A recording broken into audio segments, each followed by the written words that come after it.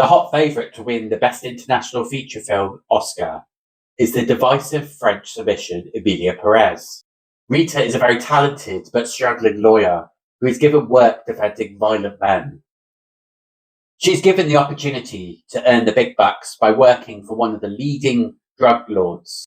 However, this job is very different from your standard defending in court style work. They don't need legal representation. Instead, they want to leave behind the life of violence and criminality and start living their true authentic self as a woman called Emilia Perez. Following the success of the surgery, Emilia and Rita meet again 4 years later to give Rita one more task. This task is to reunite Emilia with her family, despite them not knowing she's become a woman and she's still alive. As well as this, Emilia wants to make up for her violent past. But is it possible for Emilia to reconnect with her past without resorting to her previous behaviour?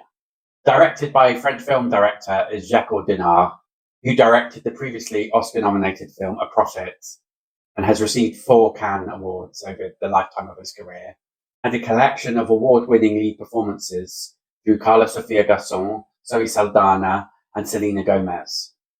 Emilia Perez is a big awards contender, with this all combined to create a bombastic and slightly crazy Mexican cartel comedic musical thriller. However, the film has also picked up a range of controversies, in particular its portrayal of transgender issues in the transitioning process, as well as the fact it's set in Mexico but actually not shot or particularly used significant amounts of Mexican talent.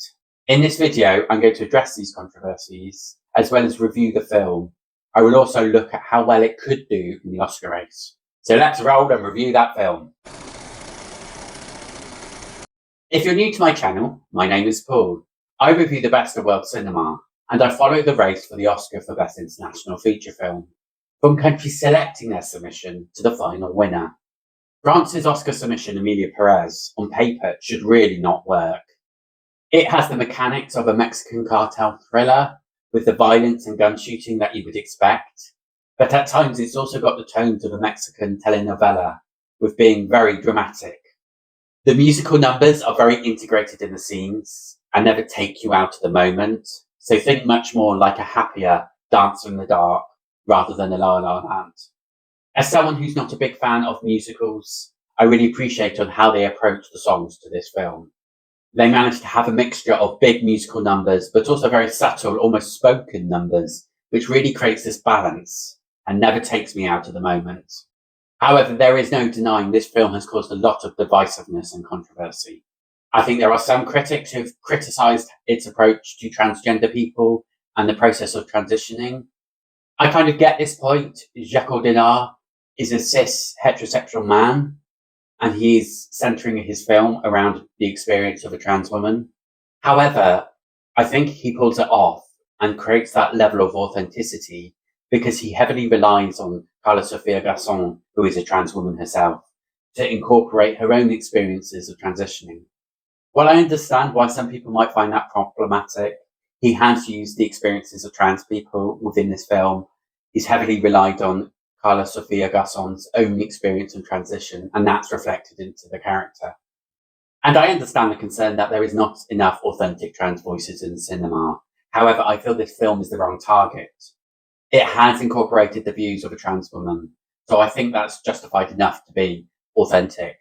And it's not Jacques Audiard's fault that there's not a wider berth of cinema that reflects that trans voice. It's much like the portrayal of any other minority group within cinema. There's not enough authentic versions to create that diversity of experience. I also think there's a slight performative element within some criticism of the film for its trans portrayal. At the end of the day, this performative element is not valuing the input of a trans woman who has authentically brought themselves to the part. So I think that's a bit problematic in itself. It would have been very easy for this film to adopt a transphobic trope, which would be about her using transitioning to escape the law. But in fact, the film makes it very clear this is about her finding her authentic self. I think the film has something to say on masculinity and femininity, in particular by Emilia choosing to leave behind her violent past, as it's not her own authentic self, and tries to make up for it when she does achieve that level of authenticity, showing the restraints and frustrations of masculinity. I think it's very interesting how he's cast women of a particular age, in their 40s, same age as myself, where they bring an element of experience to their roles. And it would have been very easy to make one of the characters in their early 20s. However, if he had done that, they wouldn't necessarily have the same life experience to bring to the character. There is almost an Almodovar element to their femininity. I think the second controversy, and I've got a little bit more sympathy with, is the fact it's set in Mexico, despite the fact there's not much Mexican input and it's actually shot in France. I've been quite split about this because I tend to not like films that portrays a place it's not actually set in. It can sometimes feel like it's appropriations and you're taking Mexican culture or Mexican society and you're recreating it in an artificial way. I do feel the criticism around this can be a bit double standards because sometimes people aren't questioning it. For example, the creation of Chernobyl, this TV series, where you had English actors who spoke English about something very Ukrainian. I also feel they missed the point that Carla Sofia Garcon is, although Spanish by birth, has been living in Mexico for many years and considers herself Mexican, integrated into the society that she lives in now for many years. I also think the film is not trying to recreate Mexico. It's creating an artificial Mexico in a really engaging way. In particular, through its cinematography, it manages to create landscapes that look like that earthy, desert-like Mexican landscape that exists. In some ways, I don't think this is much different from Sergio Leone shooting the Western and portraying Native Americans, for example. I don't think it's that much different. I think I've internally overcome this controversy because of the way it's created this crazy alternative universe. I understand this is not meant to reflect Mexican society. It's just meant to bring elements of Mexico into the filmmaking. And I think this is one of the benefits of the film, is the way it's managed to appear on the surface very crazy, but it remains engaging throughout because of the way it manages pace. It's extremely effective of it controlling that pace from one extreme to the other, but I think it subtly balances out throughout the film.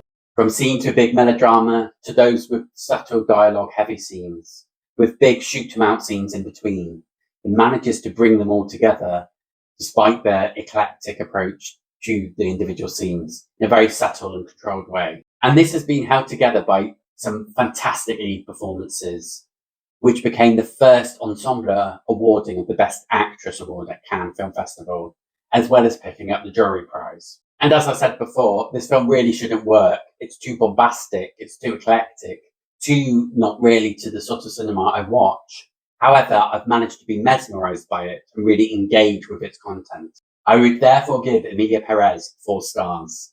And I would rank it second out of the 13 submissions I've seen so far. So let's turn to a bit of Oscar analysis.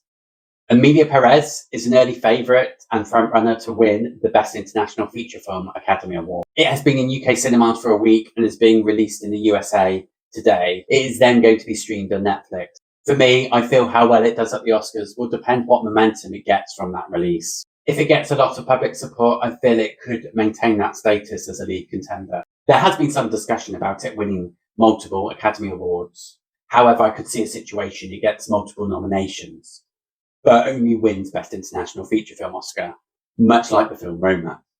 However, I get a gut feeling that its divisiveness could put off some voters, and its award challenges dies down. France's last Oscar win was way back in 1992 for Indochine, and a number of un-Oscar-friendly submissions has meant they haven't won the award for over 30 years. There was some relief France selected it because it had Cannes pedigree, but also mainstream appeal, and some of their other potential submissions probably would struggle to even get a nomination. Surprisingly, France are only the second most successful country for the Best International Feature Film Oscar, with 12 Oscars in the category, 2 behind Italy's 14. However, using the Global Film Pool's Oscar point system, which considers how many wins, nominations, shortlistings and submissions the countries have put forward, France are 18 points ahead of Italy and are the most successful country at the Oscars. This is predominantly because France have pretty much submitted a film every single year and have done well, especially in the early years, where there were very limited submissions. However, the success is not replicated within the last 10 years, which shows the fact that they haven't won the award for many years. In fact, in the last 10 years, France are only the 6th most successful country, behind Germany, Denmark, Poland, Japan, and Mexico. I feel a win is desperately needed for France to be able to say that they are the most successful country at the Oscars. And despite my concerns previously of it being divisive, I think this is the best opportunity France have had of winning the award for many, many years. I feel a factor that may help it win is the fact that Jacques Audiard is an established director. He has had a nominated film in the category for A Prophet and has had 4 films win prizes at Cannes. It's also not the first musical France have ever submitted. In 1964, France submitted The Umbrellas of Cherbourg, which got a nomination. And in 2002, they submitted Francis Ozon's 8 Women, which failed to make any progress in the competition. There is some concern the fact it's not in French, so it doesn't feel French. However, they've won the award in 1959 for the Portuguese language Black Orpheus. And they also received a nomination more recently in 2015's Mustang, which was in Turkish. So this is my take that France has their best chance of winning the Best International Feature Film Academy Award for the first time in 32 years. However, I still have some doubts due to its divisiveness and will depend upon the audience reaction to it. If you want to follow how well Emilia Perez does in the Oscar race, or just follow the race for Best International Feature Film Oscar, please do like this video, subscribe to my channel, and share it wide.